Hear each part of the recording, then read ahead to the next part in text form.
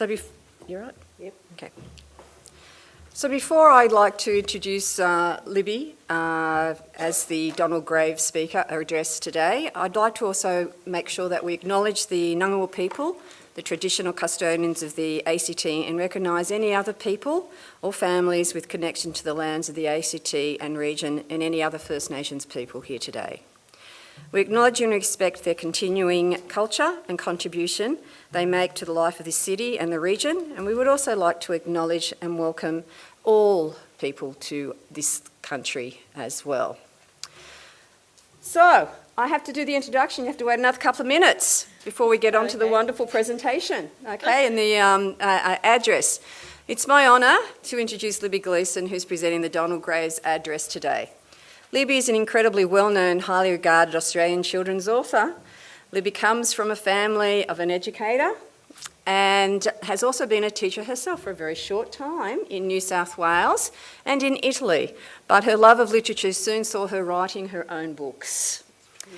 Libby is a prolific writer, having written more than 40 books, including picture books, novels for young children and novels for young adults. Libby has won numerous awards for her books, including Children's Book Council of Australia Awards, the Bologna Ragazzi, the Prime Minister's Literary Award for Children's Fiction in 2013 for her novel Red. She's also the recipient of the Lady Cutler Award in 1997, the Nan Chauncey Award in 2015, and the Dromkeen Medal and New South Wales Premier's Literary Award in 2011. And that's just to name but a few. Her website has got fantastic information on it. Libby has received a Member of the Order of Australia Award for Services to Literature and Literacy Education in 2007, and I'm sure you agree that that was obviously the most appropriate award as well. We wait for you to become a dame. I first met Libby many, many years ago. She won't remember this because, let's face it, it's many years ago, when I was completing my undergraduate degree at Sydney University. Really? Yep, and was introduced to your novel Eleanor Elizabeth, and I was hooked. I still remember the excitement when I Am Susanna was published, and I also remember reading her wonderful book Mum Goes to Work to my first child as I had to go to work. Her books are just wonderful, and I've been a fan for years. Her love of writing has also inspired her to share her craft with others through her creative writing courses and workshops in schools. And she's a passionate advocate for literacy, learning and English, particularly given her current chair of Westwords, the Western Sydney's literature development organisation for young people. In this role, she continues to advocate for and support literacy and English in the west and southwest areas of Sydney for some of the most disadvantaged students in New South Wales and Australia. So please welcome Libby Gleeson. Thank you very much, Julie.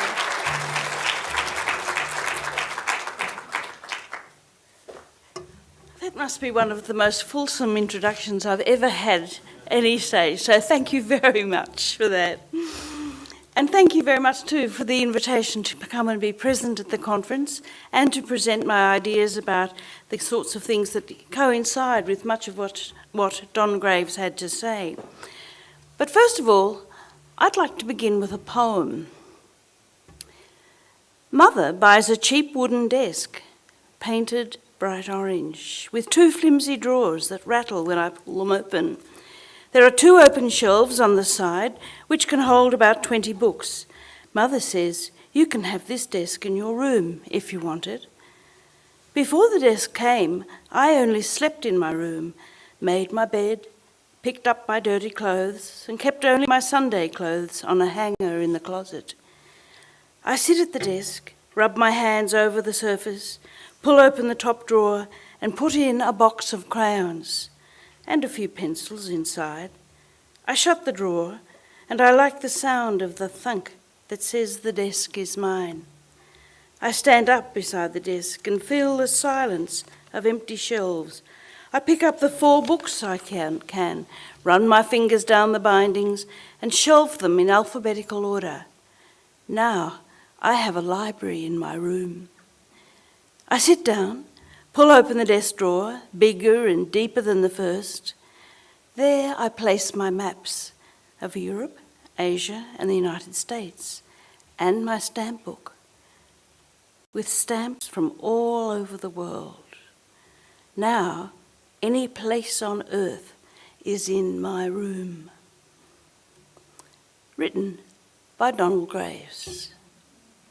In books, Baseball, Snakes and Summer Squash, poems about growing up. It's simple in its expression, but it's also wise, and it was written by Donald Graves. Okay, we got Don up yet? Is there? Very much so. Unlike many people whose words I've been reading in the past few weeks, into articles about Don Graves, I never had the pleasure and the inspiration of meeting him, and I wish I had. In beginning this talk, this address inspired by Donald Graves, I began wondering how to do it, how to write such a piece. What would you in the audience want to hear? What would honour the contribution of this man, his ideas, his theories, his practice? So I thought I should follow his process, his scheme, or his schema of pre-writing, drafting, revising, editing, and publication. First, the pre-writing, the gathering of information and ideas about Don Graves. Maybe what he said about children learning to write, and how I went about settling that learning in process. My thoughts for this were the articles and notes gathered from so many sources. Google, obviously, offered lots, as did friends, and in particular, I want to acknowledge my friend Professor Robin Ewing, sitting very much down here on my left, whom I've known since first meeting her at the University of Sydney many, many years ago, and with whom I've had many conversations about all kinds of teaching and working with teachers and with children. My thanks go to the many sources which have published papers and articles about the man who transformed the way children were taught to write in the 70s and the 80s. So I read widely, taking notes and viewing videos. YouTube was a great resource for me. And let me share with you some of the comments that I jotted down as I read. Comments I wanted to remember, not just for this address, but because I wanted to be able to recall that having committed them from memory, I wanted to recall the wisdom, the feelings about teaching, the feelings about children specifically, and particularly about children writing. In writing, Teachers and Children at Work, Don said, "Children want to write. They want to write the first day they attend school. This is no accident. Before they went to school, they marked up walls, pavements, newspapers with crayons, chalk, pens or pencils, anything that makes a mark. The child's mark says, 'I am.' And if you're the parent of, or have been the parent of young children, you may well recall those marks. I know I had them on walls in the house, on any bit of paper that was lying around, particularly the newspaper that I hadn't managed to read at that point, and so on. It really rang true for me. My 3 daughters scribbled and wrote their marks on whatever was available when they were young. In fact, when I asked one of them about her learning to write, all she could remember was the way that she and her 2 sisters were encouraged to write and draw when they were little. They made their mark. All of them are now great readers and writers, some of them professionals, although I can't swear to the process of how they became that. Another one of Don's comments. Writing is a love story that glows with Graves' love of children, of writing and of teaching. For those of us fortunate to have attended, this is not my quote, this is a comment by someone else. For those of us fortunate to have attended a Graves workshop, writing is an extension of that experience. His calm, wise voice sounds on every page. Readers still unacquainted with Donald Graves will delight in encountering his warm, caring, supportive personality and his gentle humour. And that one rings true for me. Writing is a love story. I love writing.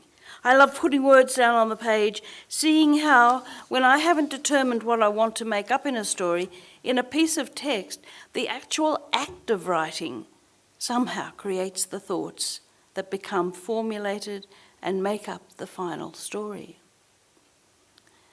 And then the final comment I have comes from Thomas Newkirk, a colleague of Don's at the University of New Hampshire. He was talking of Murray, who first used the phrase writing process. He, Murray, was the head of the School of Journalism at the university and a writer who was a good friend of Don's and who spoke with him on almost a daily basis. He said, if students were to progress as writers, they had to cease to imagine themselves as students. But it was one thing for Murray to propose that for college or high school students. It was something different to imagine it working in elementary classrooms. In addition, at the time of their first studies, writing instruction was tightly regulated. Topics were assigned, all errors were marked, outlines were required for all longer papers, a 5-paragraph structure was imposed, all papers were graded, and there were no readers other than the teachers. In lower grades, teachers listed the words to be used on the blackboard. Murray and Graves were appalled by this over-regulation. They believed that it stunted the expressive possibilities of writing, not to mention it killed the joy. It imposed a compliant student role rather than the role of the writer. It ignored the most necessary condition for writing, having something to say to someone. The joy of writing, the having something to say to someone. That's how it feels for me. The joy of writing, and especially the something to say. And it's the antithesis of much of what is talked about in the current political approach to education. Evaluation often comes from testing. NAPLAN is a perfect example. A specific writing task, a very limited time to write, what will be read only by the testers and the evaluation itself. What's that? The evaluation, that is.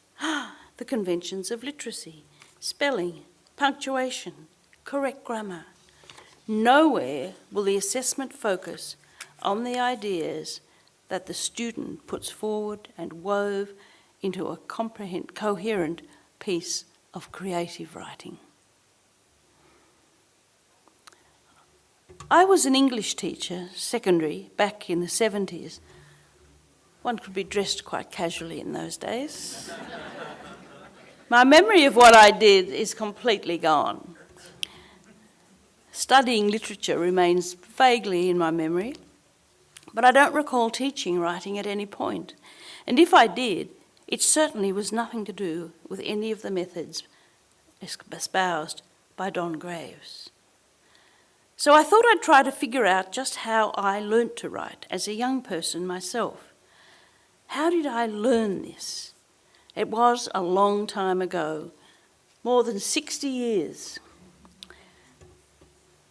And it probably happened in the small local primary school I attended in the town of Glen Innes, high on the New England tableland. This was where we were living in the middle of the 1950s and the early 1960s. I had been read to since babyhood, there was no doubt about that, but I knew I couldn't read myself and I couldn't write. All I can remember when I cast my mind back is the huge wall chart, the same size as a huge one of plastic or some such fabric that often was available to look at in the classroom, a map of the world. But on this were the letters of the alphabet in upper and lower case. This is not the real chart. You can't get a picture of one of those. It was something that vaguely resembled this. Each was in a square. The chart was divided like a checkerboard, letters in upper and lower case, A is for apple, is this actually what they used? A is for apple, B is for bee, C is for cake, D is for dog, E is for... Oh yeah, an elephant. At this angle it looks something, I didn't know what it was. And maybe some of you who are anywhere near my age, you probably had the same sort of experience. Would people mind put your hand up if you remember one of these from childhood? Yeah, I thought that might be the case. If you haven't got your hand up, you're obviously young. Was this to teach reading or writing? Probably both. But my writing life developed from that kindergarten class and that wall chart. I've got memories of small paperback books. Faye and Don was one. And the book I remember actually didn't look like this. The book I remember was of a horizontal shape, but this is the only one you can get now if you go onto Google and if the Department of Education. I think it was part of the learning to read rather than to write, and you'll see what I mean by it when you have a look at the first page. I won't bother reading it, you can read it yourselves. All I know is subsequently is that we were invited to write compositions. I don't remember any real preparation for that, not even a discussion about what had truly happened. There was probably not even a word list on the board. And then, of course, there was the angst-ridden phase of writing poetry as an adolescent. But I think I truly learnt to write in a totally different context. In 1976, I was living and working in Italy. I had taken myself there on a bit of an adventure to experience living in another country and having to learn another language. At first, loneliness was overwhelming. Before I developed friendships and some level of understanding. And in that loneliness, I started to write. I began with a short story about being alone and unsupported in a new environment. My situation in Italy was too raw, so I cast my mind back to my childhood when the family moved from the small town on the tableland that I have already mentioned out to the broad sweeping plains of Western New South Wales. In fact, it was out to Dubbo, where I was yesterday and drove down to Canberra, arriving late in the night. My story, as I wrote, focused on being a new girl in the wrong school tunic, standing on the veranda, watching the girls playing hopscotch, not being able to join them, and the boys were probably off somewhere else playing football. I wasn't trying to write a memoir, but I was trying to capture the feelings, the experience, what it had been like for me back then.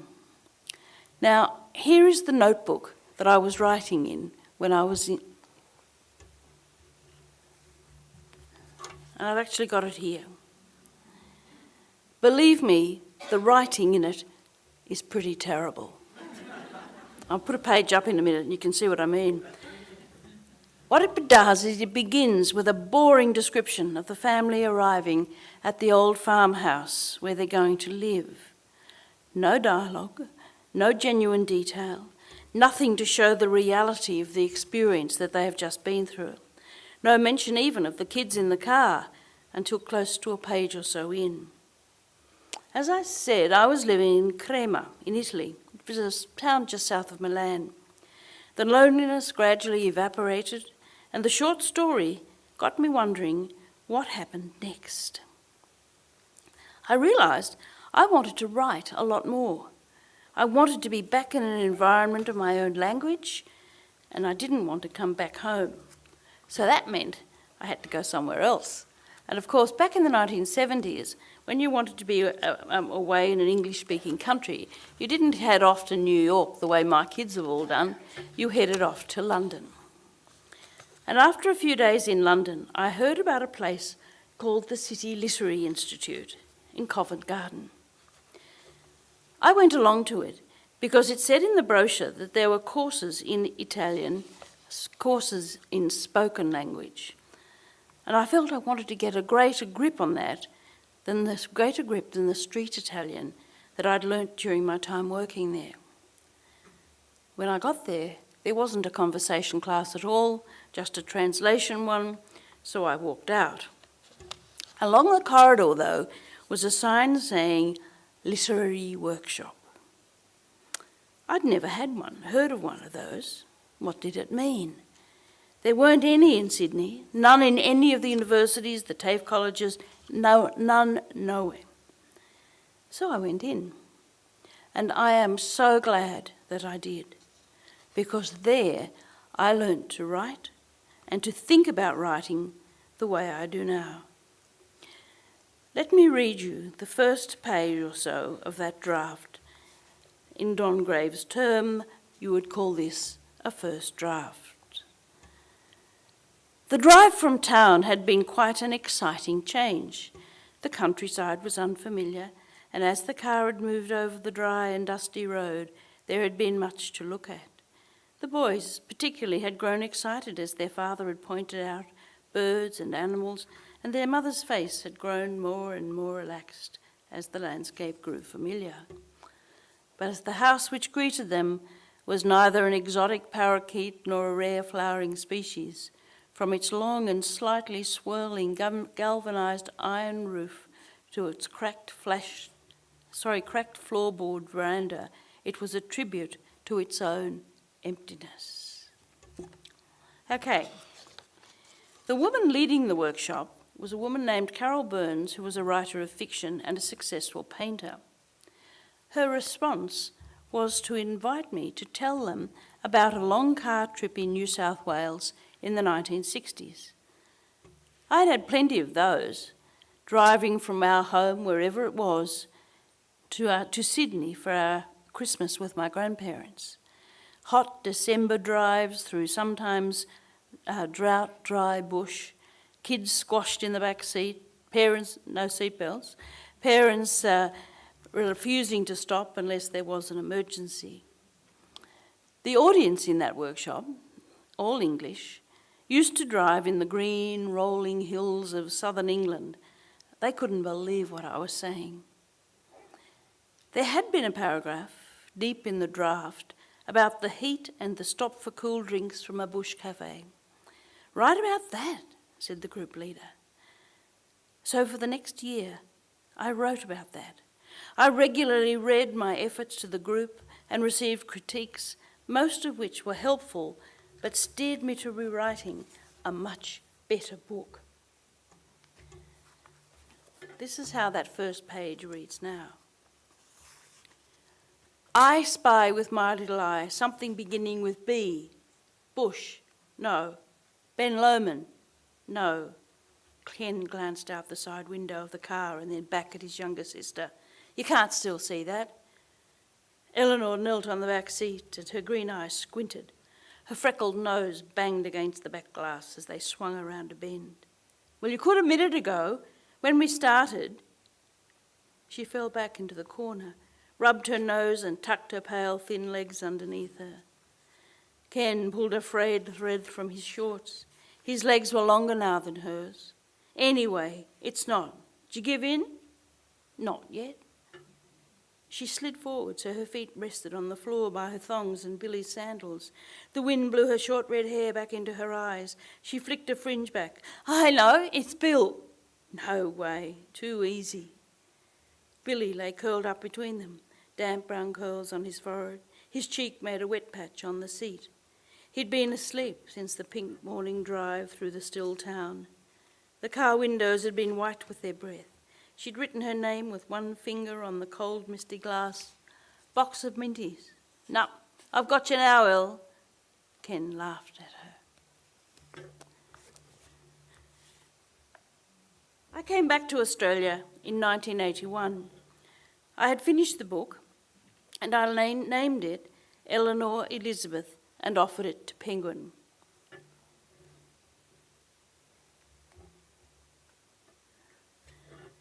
They rejected it. They said that the time slip of the title of Elizabeth, of the life of Elizabeth, as opposed to the modern girl Eleanor, made the story inaccessible to the young reader. Elizabeth is Eleanor's grandmother, great-grandmother, and Eleanor finds her diary and reads it. And there was also a little bit of swearing in it, which they couldn't accept, but it was accepted by Angus and Robertson and published in 1984. And the published version, no, it's not that, maybe I haven't got a photo of that. The published version in hardback was Eleanor Elizabeth, followed by a paperback,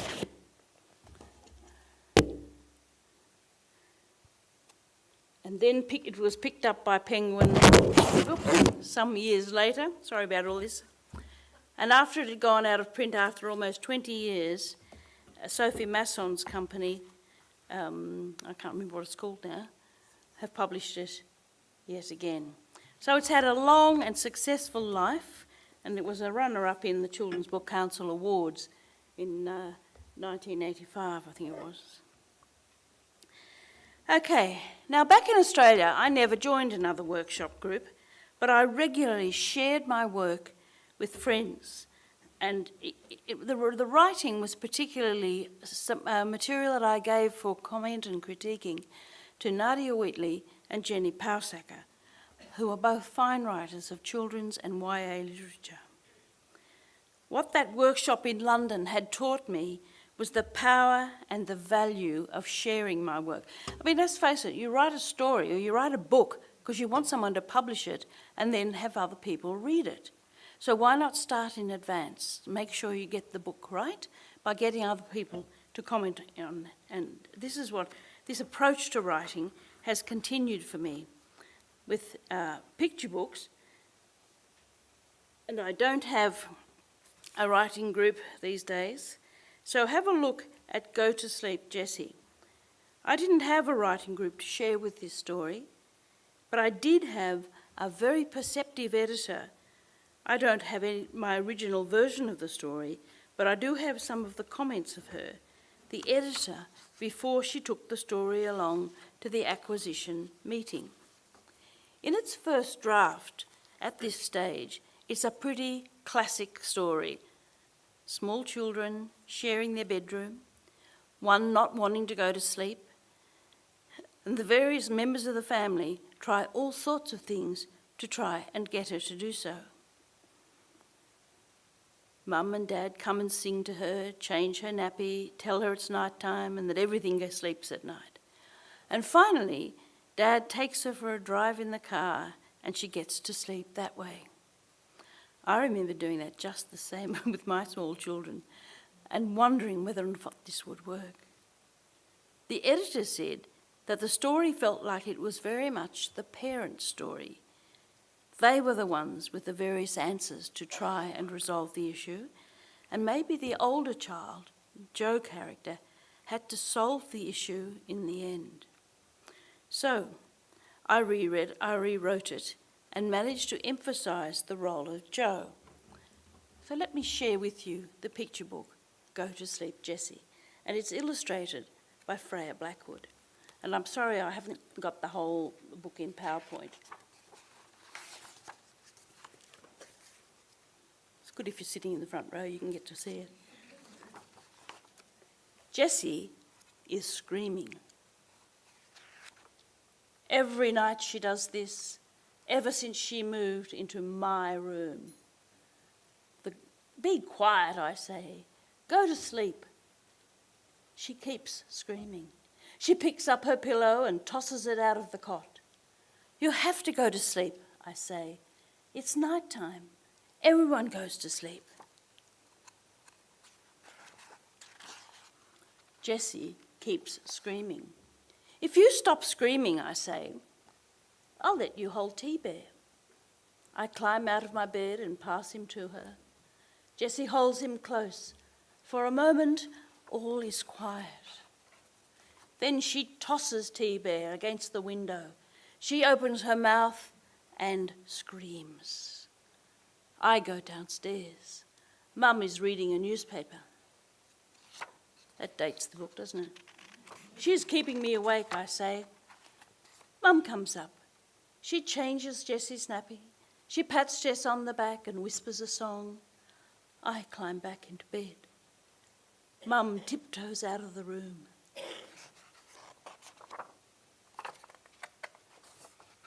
Jessie screams. I go back downstairs. Dad is watching television and eating a chocolate. She's still keeping me awake, I say. Dad comes up. He tells Jess that all the birds and the pussycats and the puppy dogs are asleep. He turns on her music box and this little piggy fills the room. He closes the door when he leaves. Jessie screams. I throw my blankets on the floor and go downstairs. Can you put her in your bed, Mum? Mum shakes her head. I want my own room back. You wouldn't like that, says Mum. I would so too. Dad's going to put her in the car and drive around till she falls asleep. Good. I stomp back up the stairs. It's quiet in our room. I stand at the window and watch the car drive down the street and turn around the corner. Then it does it again and again. I turn off the music and pick up Tea Bear. I climb into bed and put the doona up to my chin. I can't sleep. Dad comes in. He puts Jess down on the bed, covers her with her blanket and creeps out of the room. I watch her, lying still. She opens her eyes and stretches out her hands. She grabs the bars of the cot and pulls herself up. She stares at the closed door, screws up her eyes and screams. I get out of bed and put my face up close to hers. Tears are running down her cheeks. Why don't you go to sleep, I say. I climb up over the bars of the cot and lie down. Jessie stops crying. She stares at me for a moment and then lies down beside me. She giggles and puts her finger in my eye. Eye, she says. Go to sleep. She sticks her finger up my nose. Nose, she says.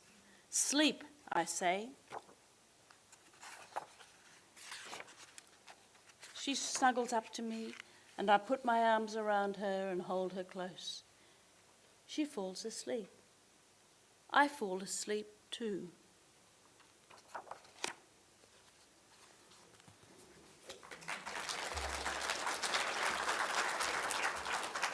Thank you. That is a story that was written very much with my own experience in mind. And I think, it's an absolute reflection of the way my husband and I solved the problems of children who don't sleep. Just shove them all in the same bed together. And sooner or later they sort each other out. And besides, we like sleeping with someone else in our bed, don't we? So,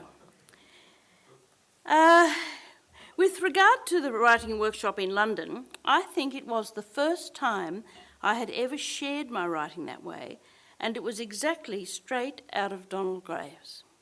I knew it as a workshop. I could have called it conferencing, the technique that he and Murray advocated to approach writing for students, treat them not as students at all, treat them as writers. Just as I had been in my London workshop, I was writing what I wanted to write. I was sharing with people who wanted to hear and to know what I wanted to say in that writing, and they were prepared to discuss what I'd written and give me their views on whether I had achieved what I had intended. Murray and Graves wanted children as young as the infant school to be given the tools of writing. Implements, pens or pencils and paper. They, the children, chose what they wanted to write about, and then they shared that with others in their group.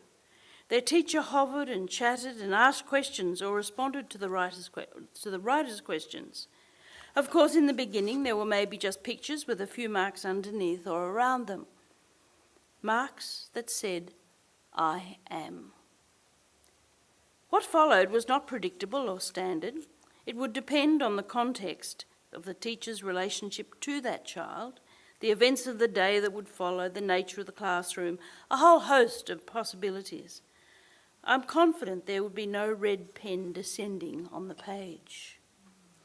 Subsequently, as with Go to Sleep, Jessie, is the relationship with the editor that has played a role in the group, asking the questions that forced me, the writer, to think hard and to come up with different solutions. Solutions that solved the problem with the text. Some editors in some publishing houses may well rewrite bits of text. I haven't experienced this, although I have heard that it does happen. But to me, a good editor is like the kind of good teacher that Don Graves was, that he wrote about, one who asks questions, seeks to find the meaning that the writer has written down but has not really successfully yet conveyed to the reader. I saw the reality of this in my first encounter with kindergarten and my eldest daughter. No, go back one, please. Yep, this one. I asked her as I was preparing this what she could remember of learning to write. She said she was too old to remember anything, but then she's 40 now, but then after a conversation, she could remember being invited to write a story, and she'd filled the whole page with all the letters that she knew. It's possible, she said, that there was a specific word in there, but she couldn't be sure. Then she asked the teacher to read her story back to her. She thinks the teacher first asked her to tell her about the story, but she wasn't sure. My eldest grandchild is now learning to write in the infant school in Year 1. I'm not focusing on the way she's being taught, but I do have access to her first stepping into the world of learning about writing. Are you going to write Jack a message on there? It says, "Dear Jack, this heart, how can we spell Jack's name?" Jack. Okay, Jack. Mm-hmm. And what's the message? Dear,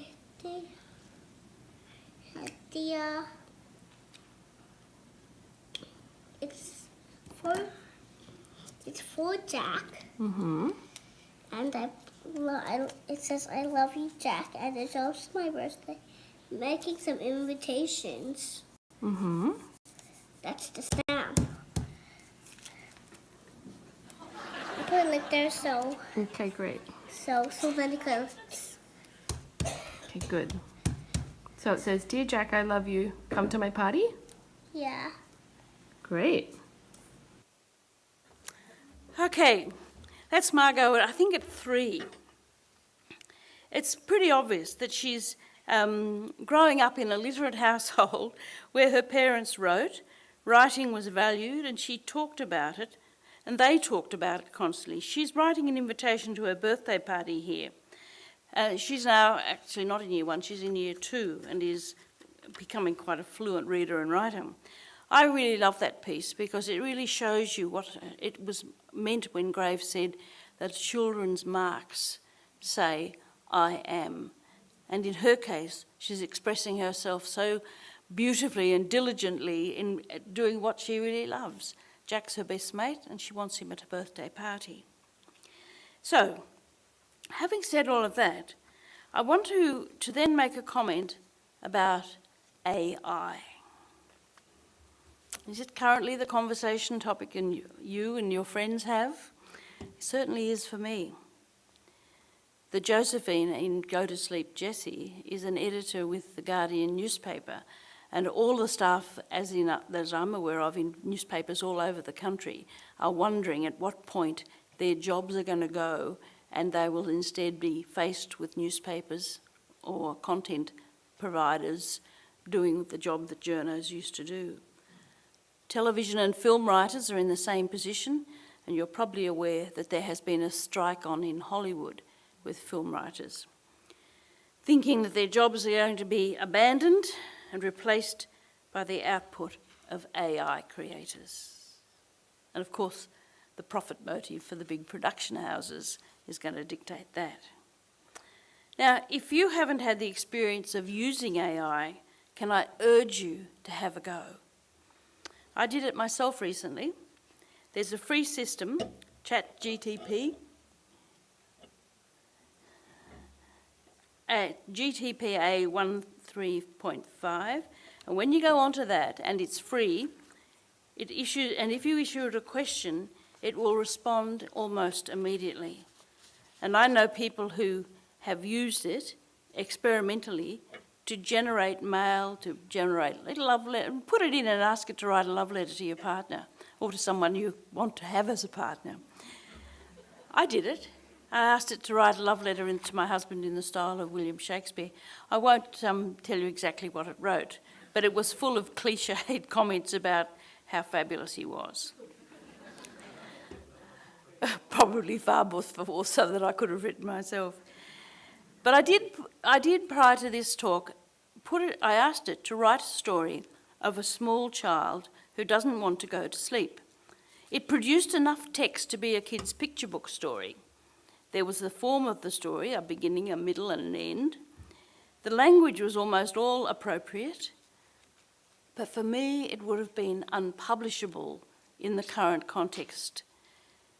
It was the modern world of excellence in children's publishing, which doesn't mean it won't happen though.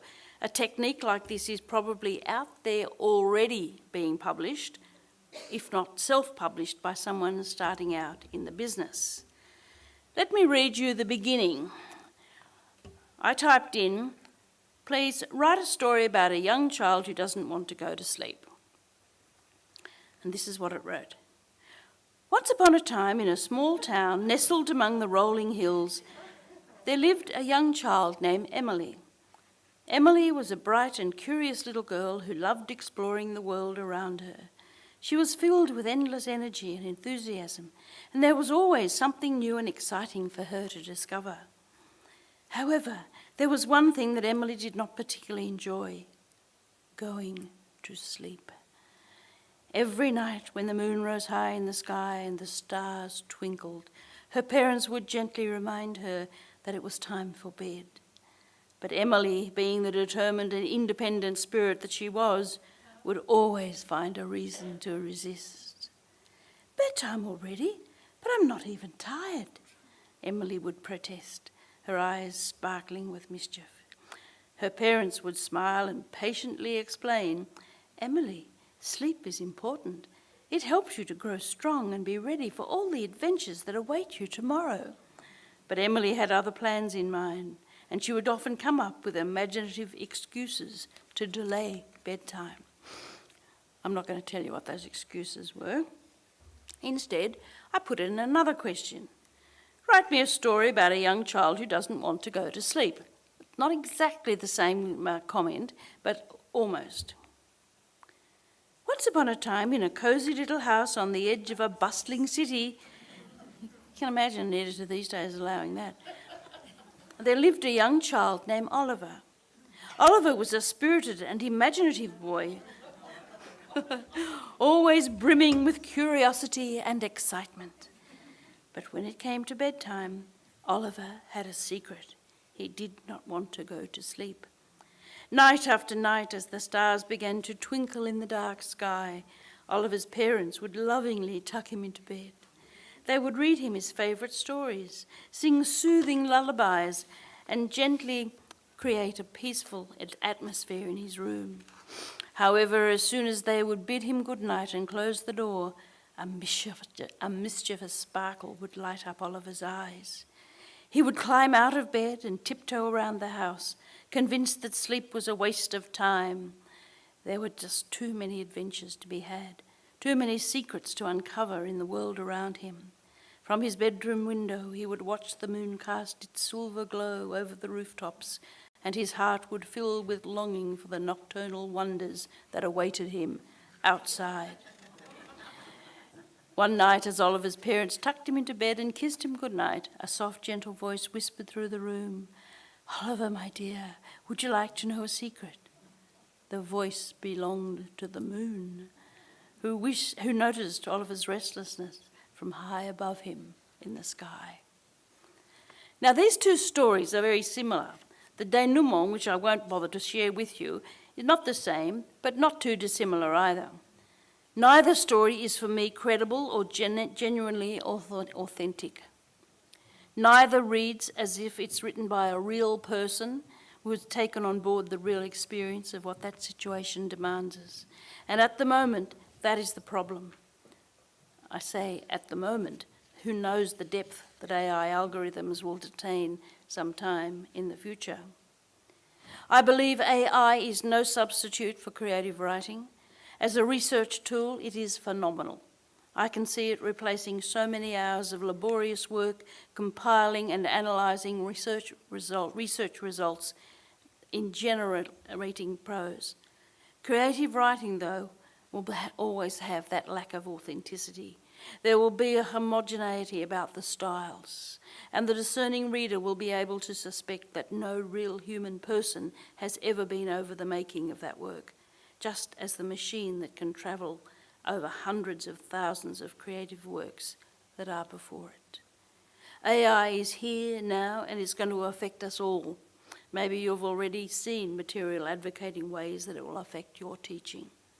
What would Don do if he were alive today and still concerned with children, with teachers, and with writing? I think he would have turned his computer on, looked up the source, and then be spending as much time as he could working out how he could implement the new technology, but making it work for him. I began this address with a poem of Don's. Let me finish with another. It's called Handwriting. Loops and circles, circles and loops march across my page from left to right. The class leans into their pages like factory workers. Heads go up and down.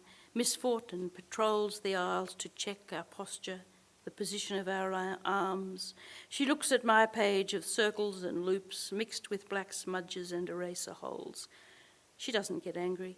She just lets out a long, low sigh like she wants to go home. Thank you all.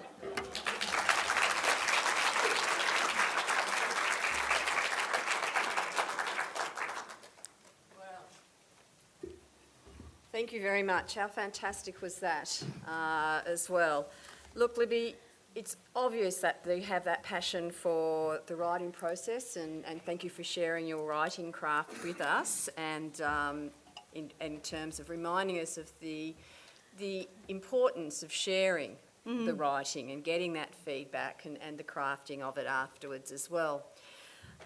It really resonated in terms of reminding us that, yes, AI is here, all right, and there are limitations of it, particularly in the creative space, and the passion that doesn't necessarily come through the AI contributions when we ask it to help us or to craft something for us.